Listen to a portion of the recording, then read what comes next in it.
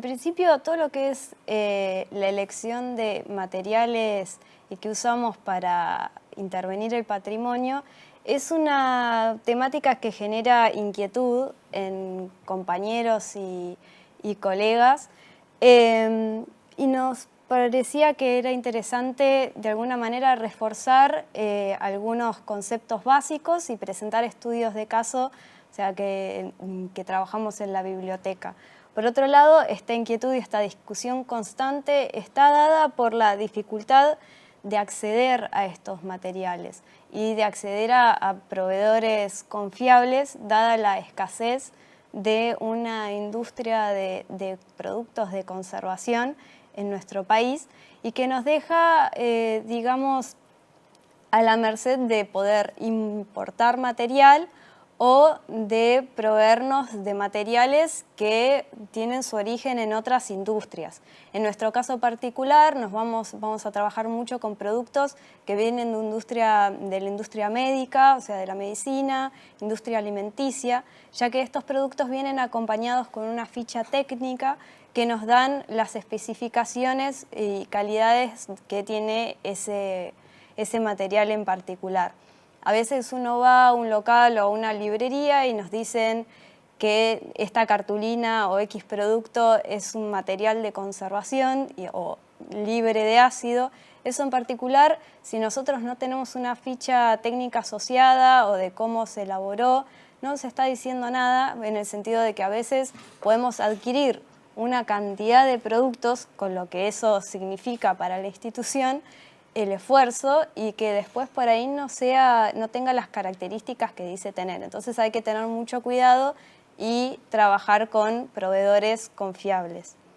Sí, también, digamos, consideramos que es un tema básico, pero no por eso menos importante. Queríamos de alguna forma empezar por el principio y a mí me interesaría especialmente desnaturalizar el uso de los materiales. Muchas veces trabajamos con lo que tenemos o lo que estamos acostumbrados. La intención y la idea después de esta capacitación es que ustedes se repregunten con qué están trabajando, cómo se llaman, cómo están compuestos, cómo interaccionan con el medio. ¿No? Empezar a repreguntarse eso que cotidianamente con lo que trabajamos, pero que a veces no estamos viéndolo tan en profundidad.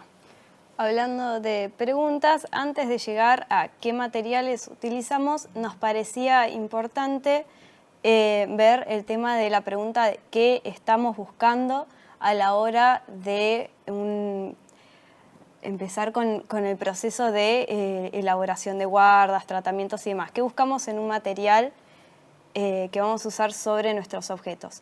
En este caso, buscamos materiales estables, adecuados, o sea, que no cambien sus propiedades a lo largo del tiempo. Adecuados me refiero a que, dada una necesidad en particular, uno pueda acceder al mejor material que me responda a esta necesidad. Y por otro lado, quería agregar a esto, además de estables y adecuados, versátiles. Dado que no tenemos un gran abanico de materiales y, como os he dicho, nos es difícil conseguir diferentes tipos de recursos, a la hora de poder adquirirlos, que tenga la propiedad de poder utilizarlos en varios casos. Todo esto con el objetivo de evitar el deterioro, que vamos a ver más adelante que tenemos deterioros externos y deterioros provocados por el mismo objeto, que hay que tener cuidado y aislar. Ya con respecto a lo que digamos, la definición de deterioro y qué significa el deterioro en sí, es una transformación de la materia. Entendemos deterioro como eso, como una transformación de la materia, y queríamos distinguir, esto puede ser, por ejemplo, el envejecimiento natural de un material. Sabemos que los materiales no son eternos y que tienen un deterioro paulatino de así la degradación propia del soporte. Nosotros como conservadores, nuestro objetivo, ¿cuál es? Es reducir y al ralentizar este deterioro progresivo y bloquear los agentes de deterioro que lo aceleran. Con respecto a la definición de deterioro, queríamos distinguirla, o sea, separarla de lo que es la definición o concepto de daño. A diferencia del deterioro, el daño es una pérdida de atributos de valor del objeto. Entonces, bueno, queríamos hacer esta distinción. Y acá un paréntesis. Muchas veces van a escuchar que deterioro y daño se tratan como sinónimos, no lo son, tienen que ver con esta distinción de las que les contaba Fermina y siempre asocian el daño con esta cuestión subjetiva que depende, ¿no?, de la sociedad y cómo a lo largo del tiempo va resignificando y entendiendo que ese atributo de valor se va perdiendo. Pero quizá escuchen, así que queríamos, digamos, hacer esta salvedad de que a veces se los entiende como sinónimos, pero no lo son. No lo son. Con respecto a estos procesos de deterioro, hay un listado de lo que llamamos agentes de deterioro. Son 10 agentes principales. Hay mucha bibliografía realmente al respecto. Nosotros con Victoria hemos hecho una compilación de bibliografía que va a estar accesible para que nos la soliciten sin ningún problema, para no quedarnos profundizando en cada uno de ellos. Pero a nosotros en particular los que nos interesan son los contaminantes y las fuerzas físicas. Entre los 10, además de estos dos, están temperatura y humedad relativa incorrecta, plagas, fuego, agua, radiaciones, disociación. Son todos agentes de deterioro externos que aceleran los procesos estos de deterioro y terminan generando daño. Por otro lado, queríamos mencionar la forma en la que se relacionan entre sí los materiales. En este caso nosotros vamos a estar hablando de la elección de materiales de guardas, acondicionamientos o inclusive puede ser de intervenciones. ¿Esto qué significa? Que son materiales agregados que están en contacto directo o en proximidad con nuestros objetos patrimoniales. Entonces tenemos que tener en cuenta esto de la migración de sustancias. Esto significa que es un desplazamiento de sustancias por concentración de un material a otro. Un ejemplo muy clásico y visual es las personas que ponen adentro del libro el señaladorcito o el pedacito de diario como señalador o el boleto de colectivo allá lejos y hace tiempo, en donde pasaron los años y cuando vuelven a abrir el libro se encuentra una aureola que coincide con el área de este señalador o este fragmento que han agregado. ¿Esto qué fue? Fue las sustancias nocivas que tenía en su interior estos fragmentos migraron hacia el papel y aceleraron procesos de deterioro que generaron este oscurecimiento. Eso para que tengan idea de, sobre todo, cómo reaccionan nuestros materiales, que esta migración se puede hacer desde lo original hasta nuestro material de guarda o nuestro material de guarda, si no lo elegimos bien, hacia nuestro original. Por otro lado, tenemos lo que es emisión de compuestos orgánicos volátiles. Un ejemplo son las maderas no estacionadas o que están hechas con un conglomerado así adhesivos y tipo enchapado MDF. Estos adhesivos emiten compuestos orgánicos volátiles. Una cosa que a veces se puede ver es cuando le ponemos los libros en las estanterías y pasado un tiempo levantamos y el canto inferior del libro tuvo un oscurecimiento. Eso es por los procesos de degradación que se aceleraron por estos compuestos volátiles. Y finalmente el tema de la abrasión, que es el rozamiento, es un deterioro físico, un daño físico, que es la abrasión, digamos, el rozamiento entre dos materiales. Para seguir, sí, perdón, si querías agregar algo. No, dale, continúe, yo si querés después comento. Volvemos a hablar, estuvimos hablando de los agentes de deterioro externos que afectan a nuestro material con respecto a lo que es agentes de deterioro internos. Estos están relacionados con los procesos de elaboración de nuestros materiales, como por ejemplo, o sea, hay muchos ejemplos, pero sí, perdón. Básicamente, digamos, para que entiendan, Fermina les estuvo contando todos estos agentes de deterioro, o sea, que están en el entorno y que pueden deteriorar al patrimonio.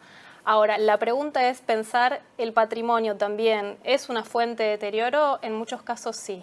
De nuevo, esto tiene que ver con conocer la materialidad de los objetos y entender que ellos también pueden deteriorar, y ahí es cuando hablamos de vicio inherente. Casos clásicos pueden ser las tintas metaloácidas, ¿no? Las tintas con manuscritas, muchas veces por su composición, las metalóxidas particularmente se empiezan a deteriorar, empiezan a degradar el soporte, empezamos a visualizar una mancha alrededor del escrito y en casos extremos el soporte desaparece, se degrada y empezamos a ver, ¿no? Todos esos huequitos que van dejando. Ese es un caso, por ejemplo, y otro tiene que ver, como les fue comentando Fermina, esto de los recortes de diarios. El papel de diario es un papel que se pensó para durar un día, básicamente. Por ende, podemos entenderlo como que es un papel de mala calidad, con alto porcentaje de lignina. Eso significa que, pensándolo a lo largo del tiempo, este material se empieza a envejecer, se empieza a acelerar el proceso de deterioro, sobre todo si las condiciones medioambientales no son las ideales, y empiezan a hacer emanaciones ácidas. Esto empieza a deteriorar. Así que nosotros hoy vamos a estar pensando en los materiales de guarda, que tienen que ser adecuados, idóneos, etcétera, pero también piensen que el propio objeto que estamos queriendo conservar puede ser una fuente de deterioro. De procesos de deterioro.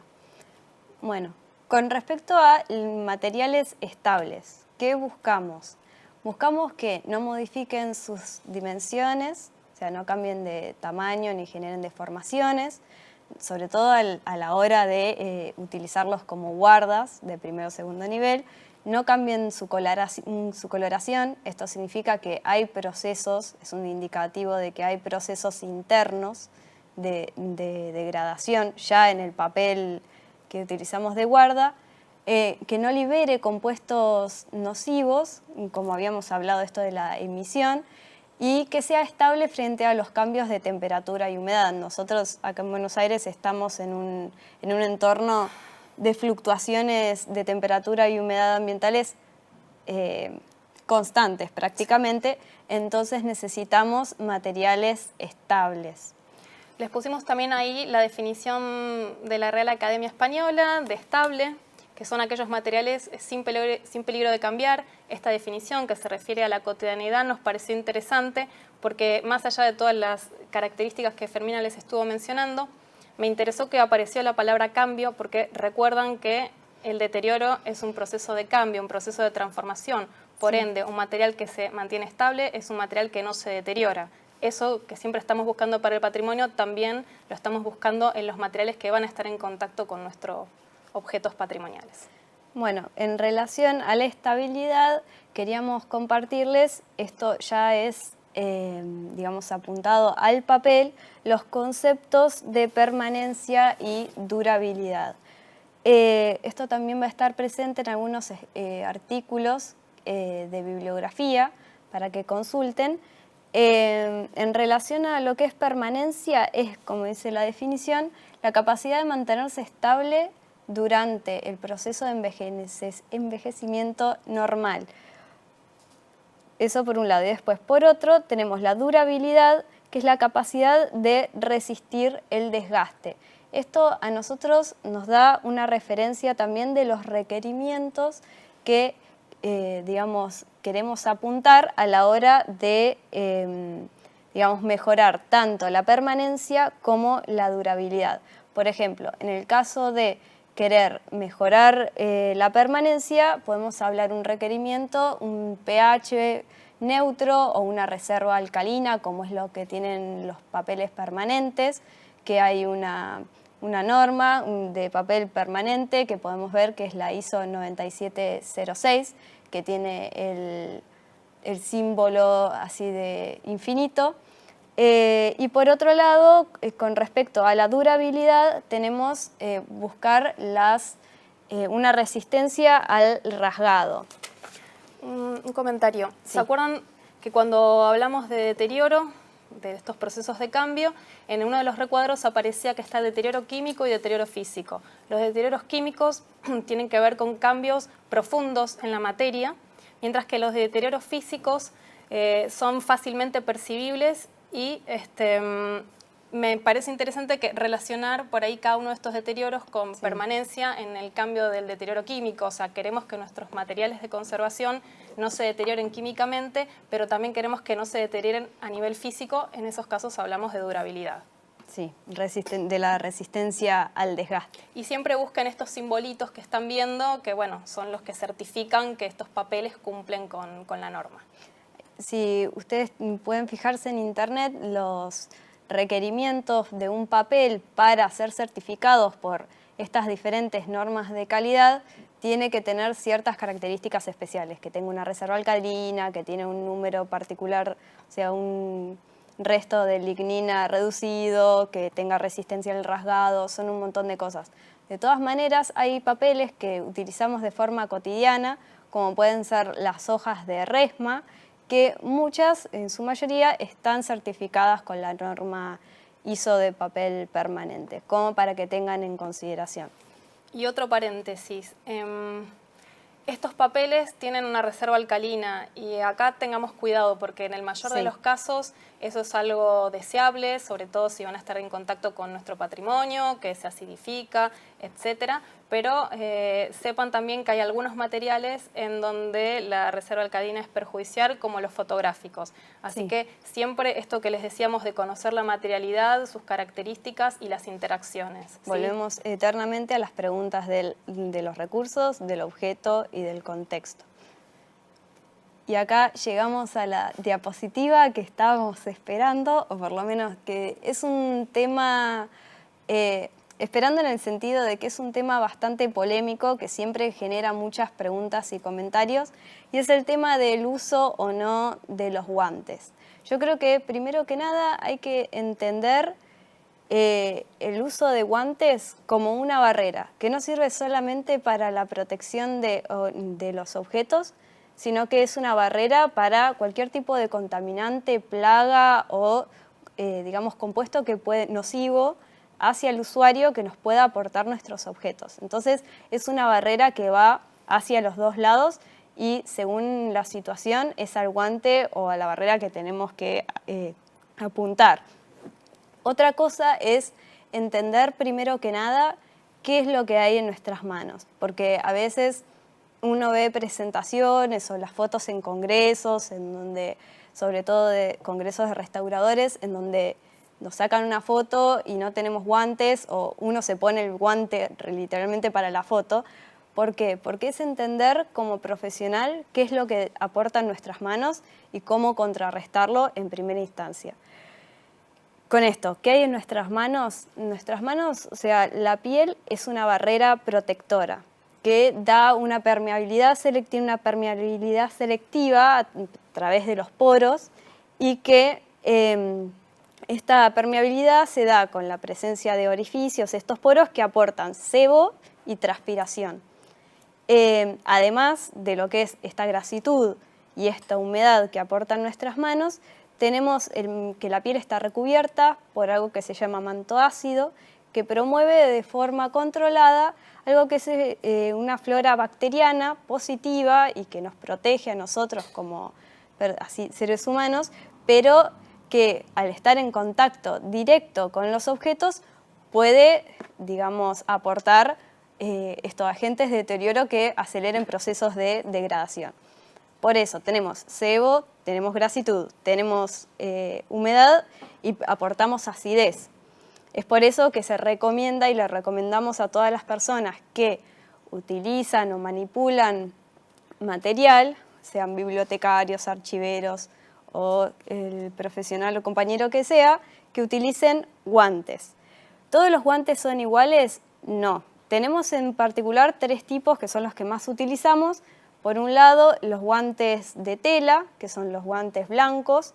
Esto se recomienda particularmente cuando hay manipulación de material limpio, material que ya fue restaurado o intervenido y que está limpio. ¿Por qué? Porque si no, debido a la porosidad del material, se van a ir depositando particulados desprendidos del material que uno fue manipulando y después hay que lavarlo de forma prácticamente constante. Varias de nuestras compañeras en los estudios de caso, algunas usan usan guantes de tela, ¿por qué? Porque están manipulando material ya restaurado. Por otro lado tenemos los guantes de látex o de nitrilo. Los guantes de látex dentro de los sintéticos no son los más recomendables porque son mucho más flexibles y tienen en su interior talco, que después eso se puede depositar en el original. Y se prefieren los guantes de nitrilo, que también sirve para las personas que no son alérgicas al látex. Estos son utilizados para manipular material infectado, para tener, sobre todo si se utilizan con el tamaño adecuado en relación a la mano del técnico, para hacer intervenciones menores, como una compañera que va a hacer en el caso paso a paso de la elaboración de una guarda. Ella utiliza estos guantes porque le brinda cierta facilidad de acción, pero de todas maneras nosotros en particular como restauradores necesitamos la sensibilidad y la información que nos da el tacto. O sea, a la hora de restaurar y de aplicar, digamos, tratamientos, sobre todo tratamientos muy sensibles, como, no sé, veíamos compañeros, bueno, yo trabajando en la mesa de succión o tratamientos en húmedo o muy puntuales, necesitamos tener una afinidad manual y la utilización de un guante la puede reducir considerablemente. Para eso, haciendo recapitulación con esto del sebo, el agua y la acidez, lo que hacemos es lavarnos las manos con el objetivo de neutralizar el pH ácido que tenemos en nuestras manos y después también utilizar una solución de agua-alcohol para emulsionar las grasas que queden en la superficie y también el alcohol deshidrata parcialmente. Entonces eso nos da una ventana de acción para trabajar cómodamente sin modificar ni perjudicar el material.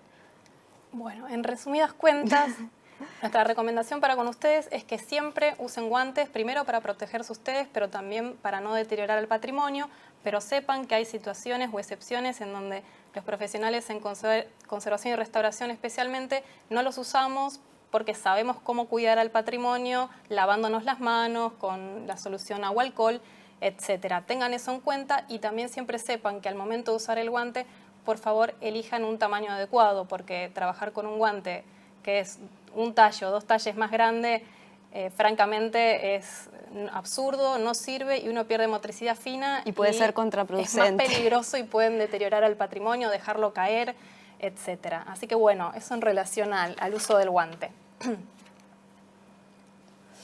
Bueno, ahora sí vamos a pasar al primer caso, que tiene que ver con el almacenamiento de una colección de documentos. Esta es la colección de tesis Candioti. Son un montón de colecciones, contamos con numerosos ejemplares. Allí pueden ver en la imagen los lomos de varios de ellos en una de las estanterías. No todos son iguales, allí ven estos lomos que son todos igualitos, pero hay distintas encuadernaciones de distintas épocas e inclusive había un conjunto de tesis que estaban desencuadernadas. Nos llegó el material, allí pueden ver cómo están todos los folios, los cuadernillos sueltos. Esto obviamente, piensen que a nivel de tiempos de restauración, reparación de rasgaduras, etcétera, ha llevado bastante tiempo. Y bueno, aquí de nuevo la toma de decisiones. ¿Se acuerdan que hablamos de todas las variables que tuvimos en cuenta? Esto bien se podría haber vuelto a encuadernar, sin embargo la toma de decisiones fue hacer una caja de contención, un sistema de guarda, que es lo que vamos a estar viendo más adelante. Pero sepan nuevamente esto en la elección de por qué camino avanzar. Este material ya estaba digitalizado, lo cual eso era un gran beneficio.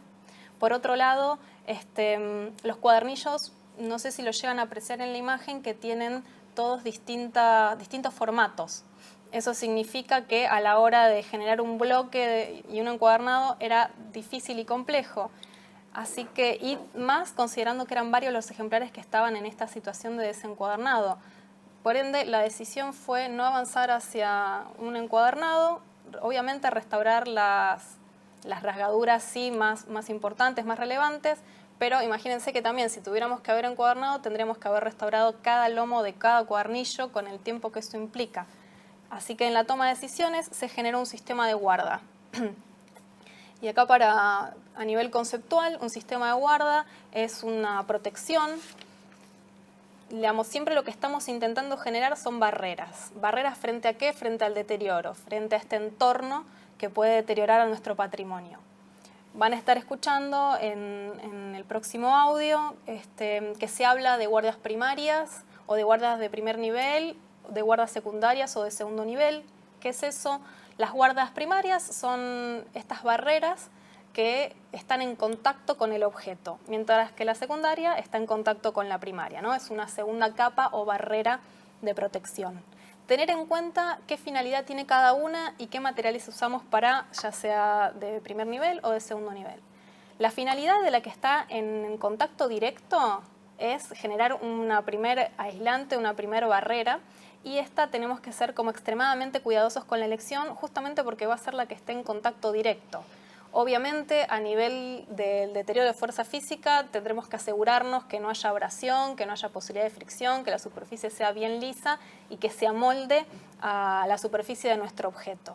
Mientras que en el caso de una guarda secundaria, lo que vamos a estar buscando, sobre todo, tiene que ver con estructura, que se sostenga, que se mantenga y que proteja frente, nuevamente, a los agentes de deterioro externos.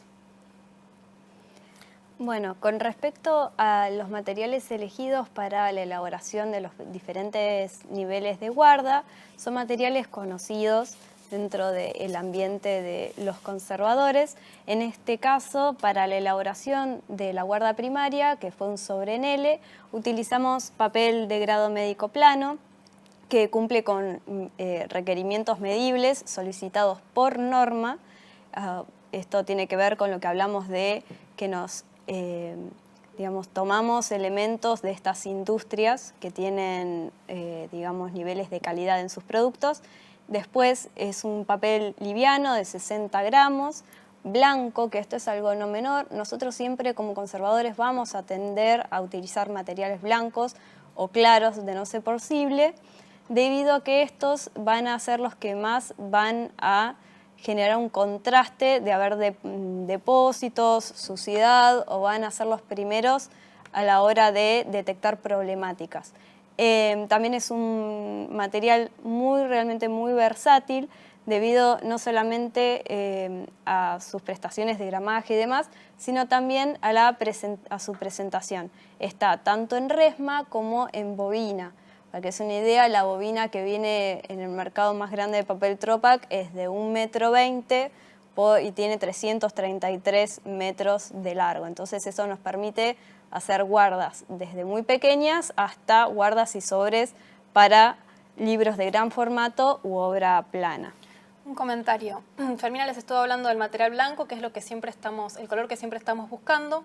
Más allá del contraste, también tengan en cuenta que cuando hablábamos en su momento de deterioro y en esta posibilidad de migración, piensen que es lo que queremos evitar, por ende van a ver que todos los productos de conservación o son blancos o son muy claros. Piensen en el problema de si hubiera algún problema de humedad o de agua, si estos materiales se destiñen por migración van a terminar deteriorando a nuestro objeto. Así que bueno, eso respecto a la elección del color. Después, con respecto a las propiedades y características del material, este es el papel de grado médico plano, conocido como Tropac, que es la empresa que lo distribuye. Es utilizado para procesos de esterilización. Se usa para envolver tipo bisturís y equipamiento médico en el autoclave para su esterilizado. Entonces tiene esta propiedad de ser una barrera bacteriana. Esto particularmente a nosotros nos sirve, sobre todo para aislar material infectado, en el caso de recibir material con potenciales plagas, o en el caso de tener que aislar un conjunto de materiales y no tener un espacio específico para la cuarentena. Es un recurso muy útil. Es de celulosa pura al 100%, esto nos da un indicativo de la calidad de la fibra y que no nos va a aportar estos componentes nocivos que habíamos estado hablando antes. Tiene gran resistencia tanto en húmedo como en seco, y esto es muy importante, su rango por norma va de entre los 5 y los 8 niveles de pH, o sea, en relación de pH tenemos entre 5 y 8. Esto es muy importante destacar porque a la hora de que vayan a comprar papel de grado médico, tienen que solicitar la ficha técnica que viene adjuntada del lote que vayan a comprar. ¿Por qué? Porque a nosotros nos sirve un papel neutro grado 7, o en el caso de que sea particularmente necesario, como decía Victoria, que no para todos los soportes es viable, un pH 8.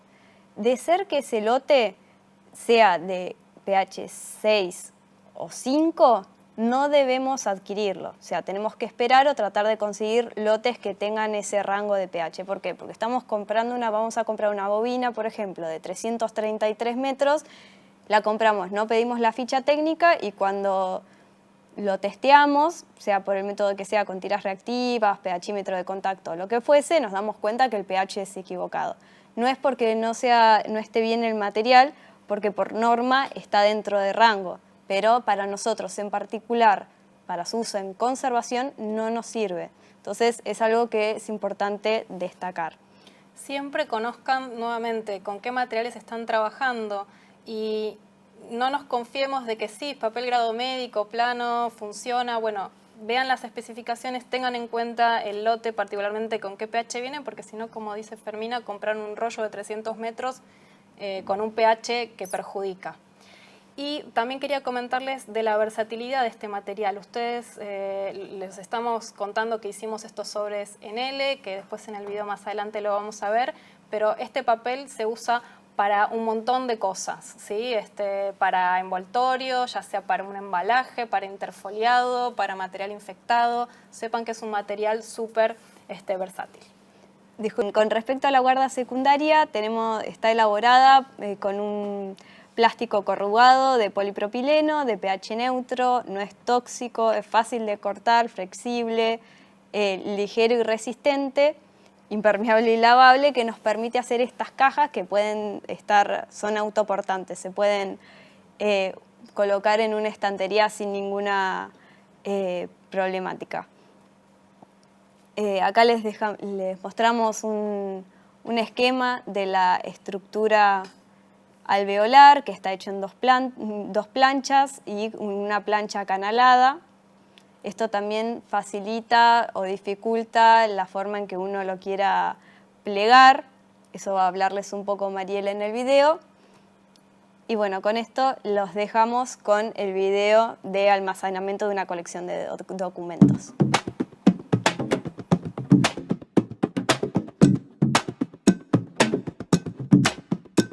Para el almacenamiento de documentos hemos elegido por caso presentarles a las tesis Candioti. La colección Candioti tiene la particularidad de ser alrededor de 700 volúmenes de comienzos del siglo XIX, de gran valor histórico. Los conjuntos de tesis se guardaron encuadernados durante más de medio siglo. Luego de tanta consulta, las encuadernaciones empezaron a mostrar graves defectos estructurales, por lo que se hizo necesario pensar en alternativas para su guarda. En cuanto a la decisión de individualizar las tesis, hemos observado que los formatos que incluían cada volumen variaban en papeles y en dimensiones, por lo que volverlas a encuadernar presentaba algunos riesgos en cuanto a la costura. La decisión, en este caso, fue conservar cada tesis individualizada en sobres de papel grado médico. Son pliegos doblados a la mitad, unidos en su base. El conjunto de tesis que corresponde al volumen decidimos conservarlo en cajas de polipropileno corrugado. Para el desarrollo del modelo, partimos de la base de una caja folletera típica de archivo, a la que decidimos agregarle una tapa para mayor protección del material. El desarrollo de los modelos fue complejo, se comenzó en cartón hasta alcanzar las medidas que eran apropiadas para la construcción de las escuadras tan complejas en un material corrugado. El desafío para el desarrollo de este diseño estuvo relacionado al aprovechamiento del material en una sola pieza en función a las dimensiones de la plancha y al espacio de guarda correspondiente a este material con estanterías de alturas fijas. Las complejidades que presentó el material corrugado tuvieron que ver con los espesores, por lo tanto se eligieron herramientas apropiadas para trabajar el material. Lo que demostró mejor calidad fue la herramienta, la dobladera de bronce. Los resultados fueron los esperados. El material comprobó tener muy buena resistencia y el acceso a los documentos, al estar individualizados, fue el más apropiado, ya que no todas las tesis se consultan con igual regularidad.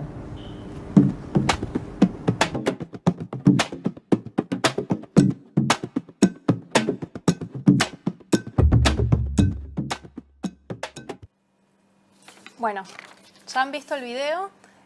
Antes de continuar y avanzar con el segundo caso, nos estuvieron pasando varias preguntas. Queríamos agradecerle a Virginia, a Ximena, a Mary, a Ana. Vamos a estar respondiendo algunas. Sí. Y recuerden que todas las preguntas que manden, tarde o temprano se las vamos a estar respondiendo. Nos están preguntando si el registro acompaña el material a lo largo del proceso de restauración. La respuesta es sí, Sí. siempre. Es una buena pregunta porque esa ficha que ustedes vieron en papel, desde el momento que la confeccionamos, luego se guarda adentro del ejemplar y el ejemplar todo el tiempo que está en el área de restauración acompaña al objeto. Intentamos que no se desvincule, obviamente, si el objeto, digamos, el libro va a prensa o algo, no va a estar con su ficha, pero sí tiene que estar en la mesa del técnico porque queremos que todo el tiempo esa información esté asociada. Piensen que muchas veces el técnico tiene que reconfirmar de qué área es o digamos, el responsable de restauración se está fijando, digamos, siempre tiene que estar anexada al objeto. Sí. Por otro lado tenemos la pregunta de Ximena, ¿se controla el tiempo que lleva? Sí, no se controla a nivel, digamos, se controla la complejidad. Nosotros ya va a ser casi 2 años que tenemos incorporada como, digamos, de prueba, porque Sí, todavía tenemos que... Está a prueba. Está a prueba, el tema de una unidad de medida. Esto surgió a partir de la necesidad de registrar no solamente la cantidad por unidad del material intervenido, sino también generar una unidad de medida que sea representativa del tiempo y de la complejidad de ese objeto en particular. Entonces, a la hora de Victoria recibe un material, empieza a llenar la primera parte de la ficha, que son los datos básicos y observaciones para hacerle sobre ese objeto al técnico, se le agrega una unidad de medida en uno de los márgenes que, digamos, es un número, es algo interno, que puede ser también, es una medida que es discutida, puede ser totalmente hablada, charlada con el técnico terminado el proceso de restauración, ya dado que por ahí uno estima cuánto tiempo, qué complejidad puede tener la intervención de un objeto, pero después, a veces cuando uno empieza el desarmado, se encuentra con otros problemas. Pero bueno, sepan que no se tiene registrado el tiempo, pero sí estamos utilizando esta unidad de medida para llevar un registro de las complejidades. No estamos cronometrando, digamos, cuánto tiempo tardamos, pero sí somos conscientes si la restauración se resolvió en 1 o 2 días, 1 semana, 3 meses, 1 año. Eso con esta unidad de valor que les estuvo hablando Fermina lo tenemos en consideración y habla de la complejidad de los procesos de restauración que los podemos asociar con un número. Y después también teníamos la pregunta de Ana, que hablaba sobre la no intervención, si en algunos casos consideramos eso como opción. Sí, por supuesto. De hecho, es una excelente pregunta. Vamos a estar viendo ahora algunos casos. Muchas veces por falta de tiempos, por falta de recursos, por falta de conocimientos, puede haber un montón de motivos. Sí. La decisión es una no intervención. Sobre todo también poniendo en peso en la balanza si un objeto está digitalizado. Digo, hay muchas variables de las que estuvimos hablando, pero muchas veces la mejor idea es no restaurar. No significa que a futuro no se pueda restaurar. Y ahí más, justamente, es una posibilidad que le damos a las futuras...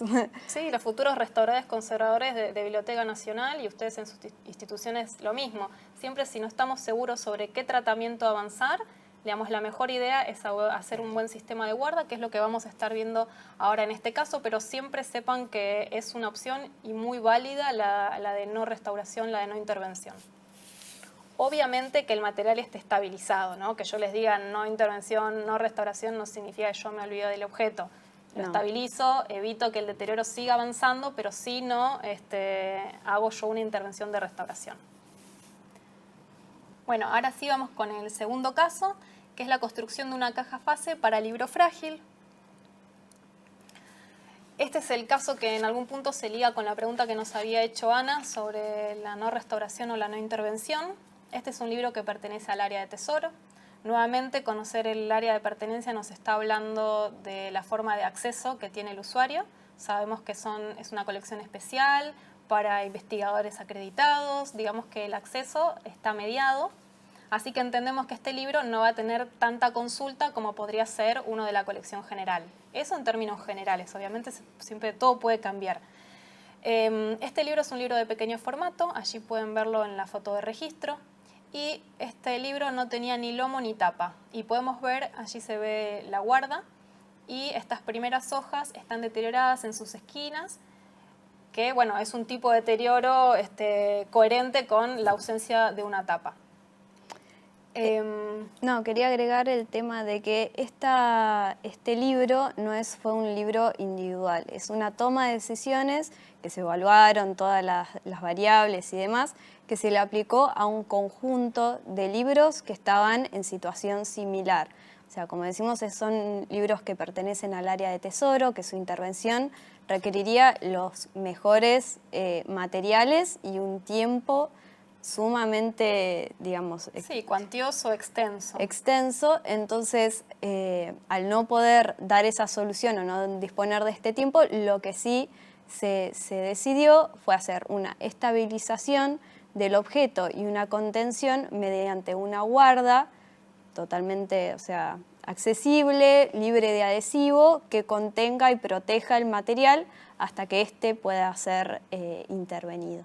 Sí, esta opción o esta solución, ténganla en cuenta ustedes para muchas ocasiones de lo que les suceda con su patrimonio, y tiene que ver con esto, ¿no? Con charlar con el responsable del tesoro y entender que había muchos libros que necesitaban restauración, pero que nosotros, por niveles de insumo y por tiempos y por complejidad del material de tesoro particularmente y por su valor, no estábamos en condiciones de afrontar a corto plazo. Por ende, lo que se hizo fue esta estabilización, estos sistemas de guarda, para pensar en una restauración a futuro. Sí. Como que hay que también pensar que hay que darles respuesta a las áreas que componen la biblioteca. De alguna manera esto permite mantener un material estabilizado a la espera de su intervención.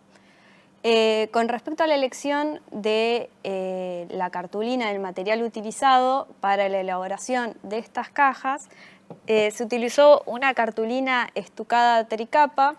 Es una cartulina utilizada en la industria alimenticia. Ustedes la pueden ver mucho cuando van a una panadería o repostería, es la caja o el material con el que te envuelven o entregan las tortas.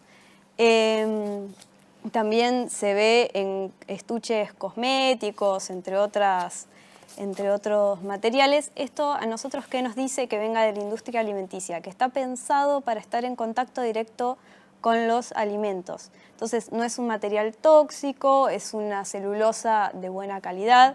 En el caso particular de esta cartulina es muy versátil, viene en bobinas, nuevamente en resmas de gran tamaño, y también viene en un rango de gramajes, viene en un gramaje de 2,50 hasta 3,90. Esto nos permite hacer diferentes tipos de guardas, unas más, digamos, rígidas que la otra. Otra particularidad que tiene esta cartulina es que tiene una cara satinada y otra cara mate. Esta cara satinada es la que dejamos nosotros en el exterior para no favorecer el depósito de particulado y suciedad. Y la mate la dejamos en el interior porque queda mucho más, es un material mucho más afín con nuestros objetos, que en este caso en su mayoría son de papel o de cuero en el caso de material encuadernado. Acá les mostramos un esquema de la cartulina estucada. Tiene de arriba hacia abajo, tiene un doble estucado que es la cara brillante, celulosa blanqueada. Esto significa que los compuestos nocivos que están originalmente en la materia prima que se extrae las fibras de celulosa son eliminados completamente de forma química. Otra capa de celulosa blanqueada de alto rendimiento, estos son fibras que tienen mayor resistencia al rasgado, como habíamos estado hablando, y otra capa de celulosa blanqueada y un estucado simple. Acá tenemos el esquema de la caja fase. A nosotros nos era muy importante el hecho de poder dejarles no solamente la teoría y la toma de decisiones y el análisis del estudio de caso, sino en esta situación en particular, un video de paso a paso de cómo la compañera que en este momento está haciendo este trabajo realiza la caja.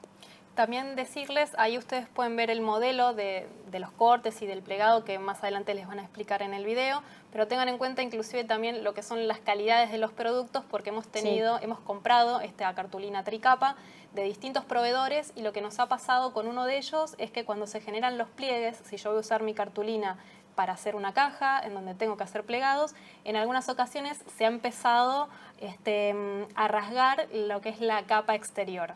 Así que eso también siempre ténganlo en cuenta a la hora del uso de la manipulación, cómo estos materiales van respondiendo, y en el caso de esta cartulina también vimos esta estructura que son 3 capas. Alguno de los deterioros que puede pasar es que en alguna de las esquinas se empiece como a delaminar o a abrir las capas. Bueno, ahora entonces vamos a ver el video de una caja fase para libros frágiles.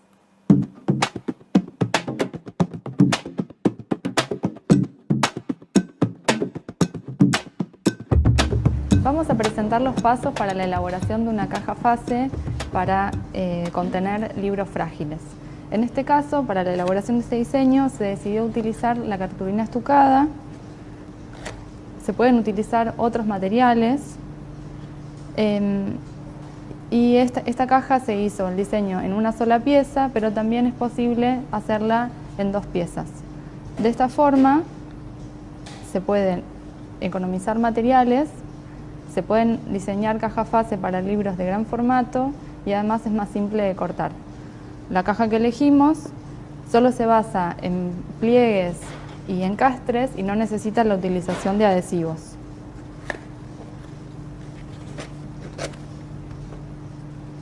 Antes de empezar a trabajar es recomendable tener siempre la superficie de trabajo despejada. Es necesario preparar las herramientas, limpiarlas, que estén siempre en buenas condiciones, usar una superficie de corte que esté limpia y desinfectada, y es recomendable tener siempre solo aquellas herramientas que vamos a utilizar en el trabajo para facilitar la tarea y además para evitar posibles accidentes. El primer paso para la confección de la caja es tomar las medidas del ejemplar.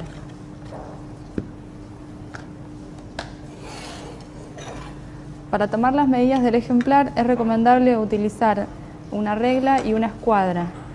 En este caso estamos trabajando con un libro que no tiene tapa y que tiene un formato irregular, entonces siempre hay que guiarse por la medida máxima del ejemplar, porque si no es posible que después al confeccionar y ensamblar la caja haya algún tipo de error o puede quedar chica en alguno de sus lados. La caja va a tener, lo que tenemos que tomar con mucha precisión son las medidas del alto, del ancho y del espesor del ejemplar. La caja va a tener en sus medidas el alto de un ejemplar más 2 medios altos, o sea, en total 2 altos del ejemplar sumado al espesor del ejemplar, y en el ancho lo mismo, 2 anchos del ejemplar sumado a el espesor. Luego de tomar las medidas, el primer paso va a ser trasladar esas medidas a la cartulina estucada. Para esto se utiliza un lápiz de grafito blando y se marcan suavemente estas medidas en la cartulina.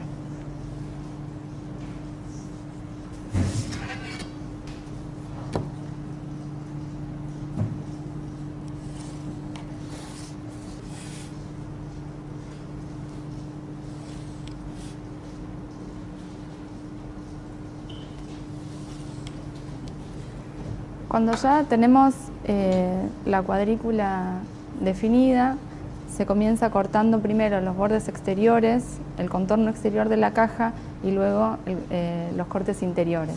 Para esto es muy importante tener en cuenta utilizar una regla metálica que tenga tope para proteger los dedos, que tenga antideslizante para que la regla no se desplace, usar siempre una trincheta que tenga un filo nuevo, y es preferible hacer varios cortes suaves que un corte ejerciendo mucha presión, para tener un corte limpio, que no tenga deformaciones y además evitar hacer esfuerzos que pueden generar algún tipo de lesión.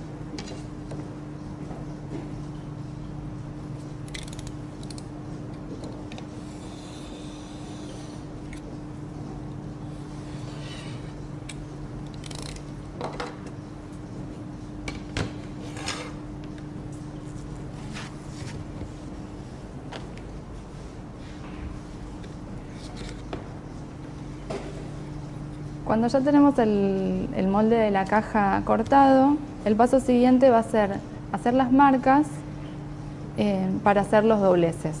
En este caso, lo que es recomendable es primero con regla y una dobladera, hacer primero una marca interior del lado, digamos, del inverso de la caja, y luego pasar la dobladera por el lado exterior y ejerciendo un poco de mayor presión. De esta manera se van adaptando las fibras de la cartulina y vamos a tener un pliegue neto.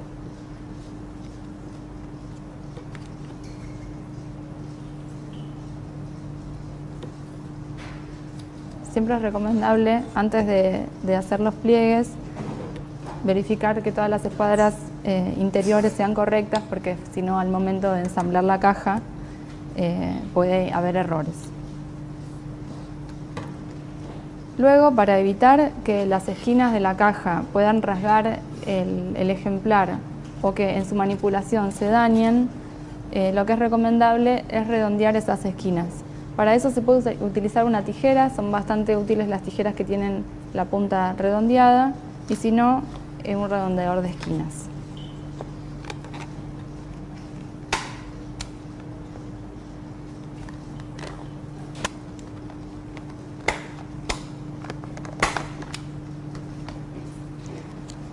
El siguiente paso es hacer un pequeño ángulo en las lengüetas de pie y cabeza para facilitar luego el armado y desarmado de la caja.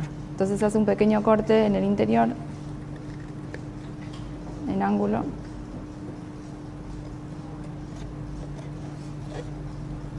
Para esto se puede usar tijera o trincheta.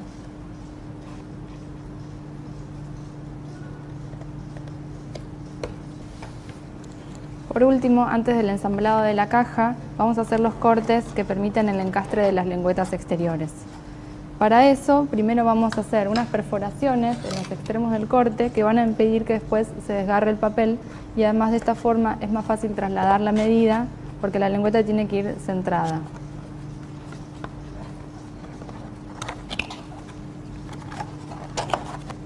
Para esto se utiliza punzón, se hace una marca suave primero.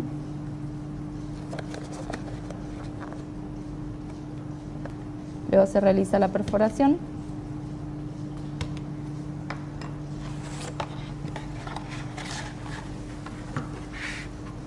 Y finalmente el corte.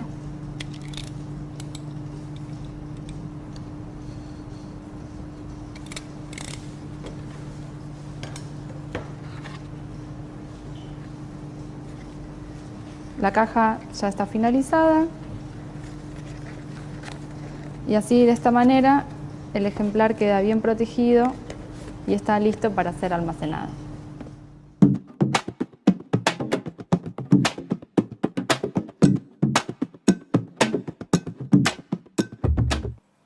Queríamos responder, nos estuvieron mandando preguntas, tanto Daniela como José nos consultan sobre el sobre en L, con qué se pegó, con qué se adhirió. Contarles que esa lengüeta, ese pliegue que se hace, en nuestro caso particular lo adherimos con adhesivo en barra. Siempre estamos eligiendo los mejores materiales, tengan en consideración de elegir uno de una marca de calidad, que puedan acceder a su hoja técnica, etcétera, y que no genere acidez. Eso es muy importante. También sepan que el papel grado médico, este papel Tropac, es muy sensible a la humedad, por ende no usen ningún adhesivo que humedezca el papel. Sí, no se puede utilizar engrudo o metil IPVA, que son, digamos, estos adhesivos que se usan mucho en conservación reversibles, porque deforman y tampoco, como tiene una cara satinada, no generaría la unión que nosotros requerimos. Otra cosa a destacar es que el adhesivo, la solapa que se genera para cerrar el sobrenele, no está en contacto directo con el material, se genera y se dobla y pega del lado exterior, entonces no queda en contacto directo. Otra opción también sería usar una cinta bifaz también de buena calidad. Sí, 3M, Lineco, la que tengamos. Después, otra pregunta, no tengo el nombre de quién la hizo, pero si el polipropileno es adecuado como guarda secundaria, es adecuado como guarda secundaria, pero no sería adecuado para una guarda de primer nivel. No. Como estuvimos hablando, el tema de que la guarda primaria tiene que ser afín, muy afín con nuestro material, con nuestro soporte original.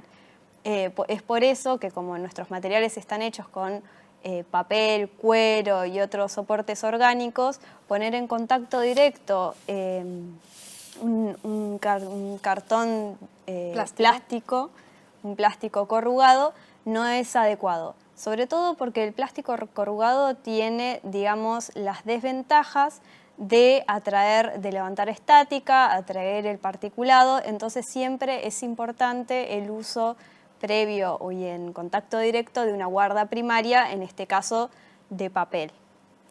Bueno, y otra de las preguntas es, ¿se puede utilizar como primera guarda el papel Tropac en pinturas al óleo sobre tela?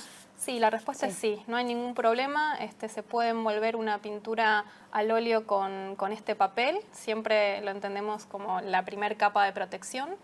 Es un papel maleable, de un gramaje no muy alto, así que no habría ningún inconveniente. Si van a envolver una pintura al óleo, obviamente tengan en cuenta que no haya desprendimiento de la capa pictórica. Digo, siempre tengan en consideración esas cuestiones, pero es una muy buena primer barrera. Después, obviamente, sería interesante que se le siga agregando alguna segunda barrera de protección. Así que bueno, esas fueron las preguntas y ahora sí, para cerrar, queríamos hacer como un resumen de los conceptos importantes. Estuvimos manejando esto de las precisiones conceptuales, de las definiciones. Siempre tengan muy en claro cuál es su marco teórico desde donde están hablando y nuevamente piensen en su institución y en su misión y adáptenlo al área donde ustedes están trabajando. La evaluación. Y estas son como las tres variables, los ejes claves: el estado de conservación, o sea, el objeto, los recursos disponibles, que sabemos que son escasos, ya sea de tiempo, ya sea de personal o ya sea de insumos, por cuestiones muchas veces económicas o por la dificultad de conseguirlos, que fue lo que estuvimos charlando el día de hoy. Y por otro lado, la institución, que bueno, siempre es la que nos marca el paso a seguir y de nuevo recurrir a la misión institucional cuando haya dudas para chequear si lo que estamos haciendo estamos bien encaminados. Finalmente, la manipulación, estuvimos hablando de guantes sí, guantes no, sabemos que es un tema que los preocupa y que siempre nos están consultando. Ante todo, primero la protección de los trabajadores, la protección del personal y después la del objeto.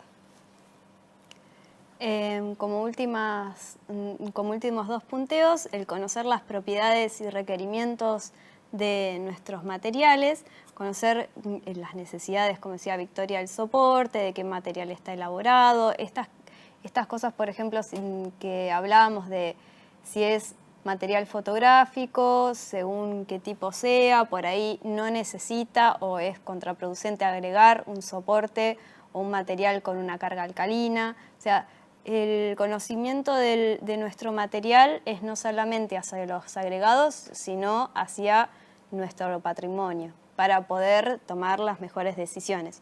Y después, conocer los agentes y mecanismos de deterioro para poder evitarlos. O sea, esto no solamente se refiere a la elección de materiales, como habíamos visto, para evitar contaminantes, fuerzas físicas, sino también evitar y bloquear todos los demás agentes de deterioro, ya que habíamos hablado, un poco mencionado, humedad relativa, temperatura incorrecta y otros factores, radiaciones y demás, que son agentes que aceleran los deterioros, pero que nosotros podemos bloquearlos de alguna manera o reducirlos a partir de una adecuada toma de decisiones sobre los materiales a utilizar.